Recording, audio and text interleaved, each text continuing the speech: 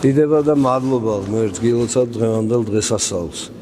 ჯვრისა ძალა ეწეოდეს ღვთის მოყვარე, ღვთის მოიმედე ერს, დიდსა და პატარას, ჩვენს ქვეყანას დაამშვიდოს, როგორც მოციქული ამბობს, წმინდა წერილი. ჯვარი მოწუნეთათვის ძალაა და მადლი ღვთისა, ხოლო ურწმუნოთათვის სიცოცხლეა.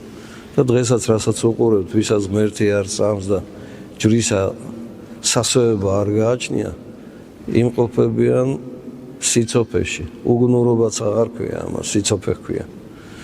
და ეს არ არის მხოლოდ ამ საუკუნის მოვლენა, ესე იყო ყოველთვის სექტანტები, მწვალებლები, რომლებიც შეურაცხყოფდნენ საეკლესიო სიწმინდეებს, ისინიც აი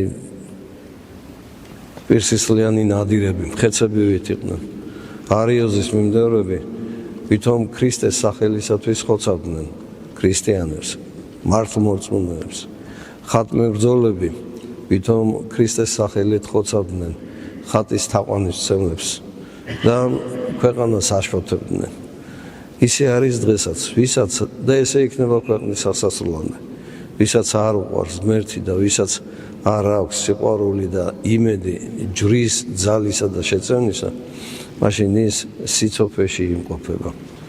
ჩვენ კიდევ ვმადლობთ ღმერთს, რომელმაც მოგცა იარაღი ჩვენი ადამიანთა მოდგმის სიკვდილის ტყვეობისაგან გამოხსნისა. ეს არის ჯვარი. ჯვრით ჩავიდა ჯოჯოხეთში და შემოსრა ბჭენი ჯოჯოხეთისან. დაარღვია და გაანადგურა. ეს მაგ ეგონა რომ ღმერთს მოჰკლავდა, მაგრამ საპირისპირო კი მიიღო. ჯვრით შეიმუსრა და დაუდგინეს ის საბოლოო სასჯელი, რომელთაც ის აუცილებლად დაისჯება. ჩვენ კიდევ ვეიმედებით ჯვარს, ვეთაყვანებით და ვიამბორებით. ჯვარს, რომელმაც გვიხსნა ხილული და უხილავი მტრის შემოტევისაგან. გილოცავთ დღევანდელ დღეს. გუშინ იყო ხსენება 40 სებასტიელი მოწამისა, რომლებმაც ასევე ქრისტეს სიყვარული არ დათმეს არანაირი მუქარის, წამების და შეურაცხყოფის ფასად. ის კი არა ერთ-ერთის დედა, რომელიც ესწრებოდა ამ საშინელ წამებას, ამხნევებდა და საზიდარზე თავის შვილს დებდა და ისე მიხვებოდა უკან. დიდება და მადლობა ღმერთს, რომ ვართ მართლმადიდებლები.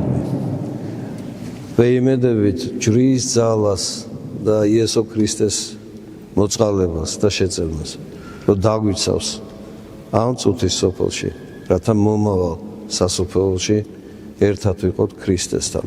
ამინ.